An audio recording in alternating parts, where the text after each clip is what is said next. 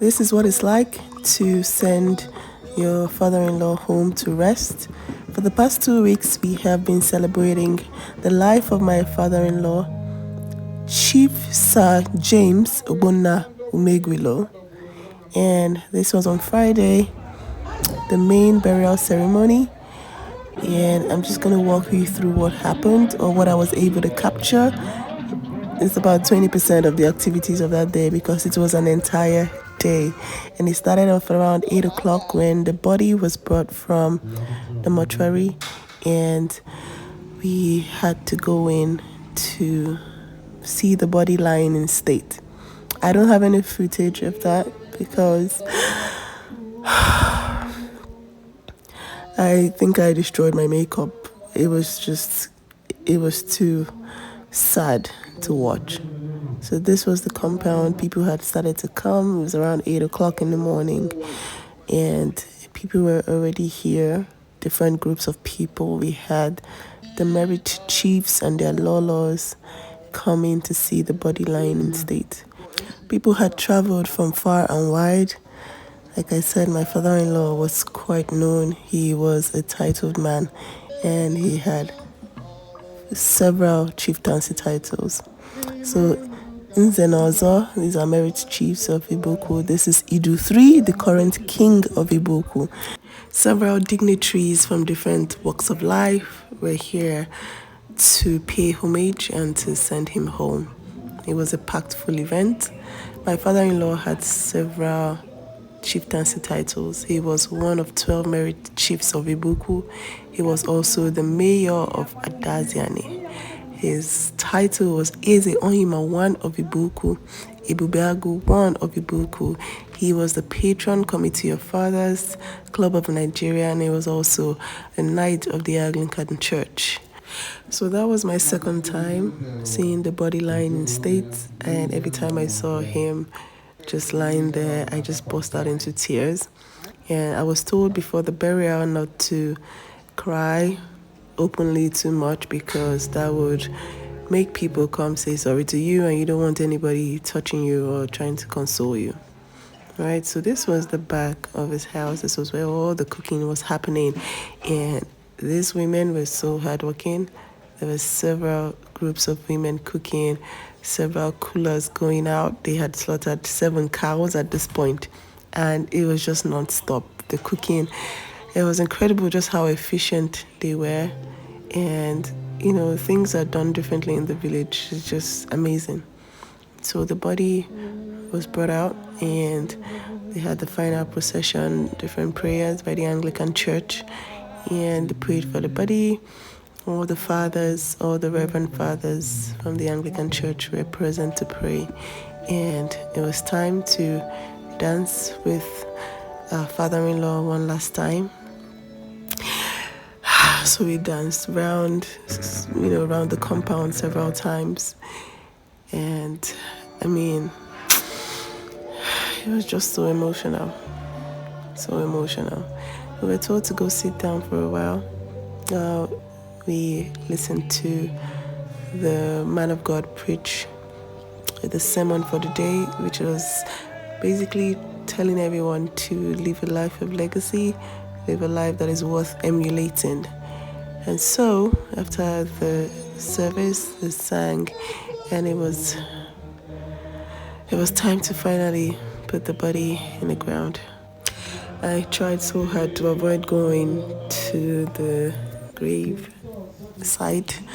He was buried right in front of his house, and before that he prayed for us one last time, the fathers of the Anglican Church, and basically telling us what would happen to his soul and how we should pray for his soul.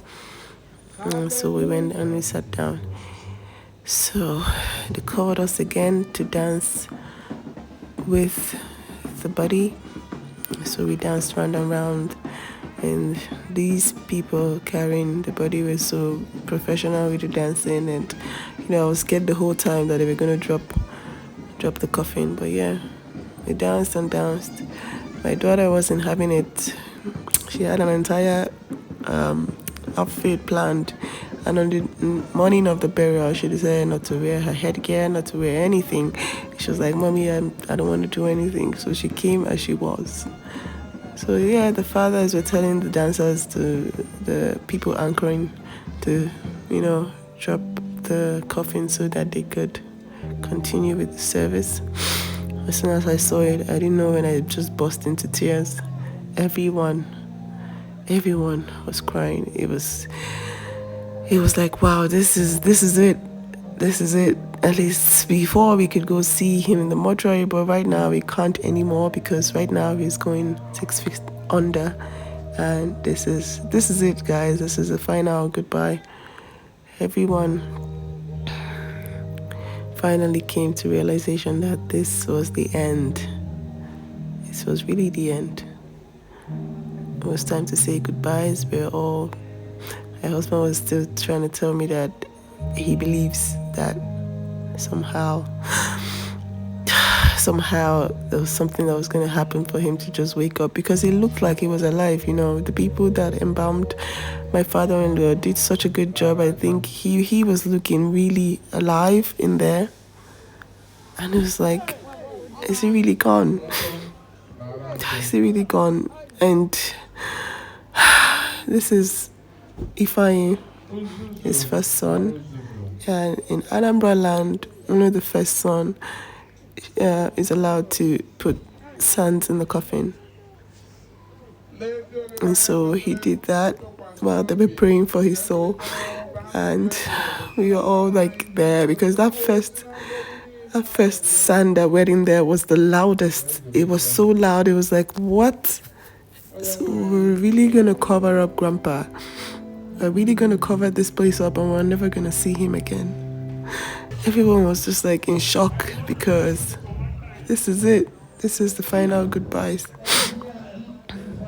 We went back to our seats, and it was time for everyone to come and pay homage to his widow, my mother-in-law, and his sons and his family. So this is the king of Ibuku and several other distinguished men. These men are all powerful men from Anambra State, and they were there to pay homage to Oima one. Oima, we had to dance with his portrait, and it was just so hard. I was trying to force myself to move, but I had just seen him go into the ground, and it was so hard to dance, because they were like, oh, we need to celebrate. He lived till 75, and he lived a really happy life, so we needed to dance, but I just couldn't. I was just like, wow, just like that, he's gone.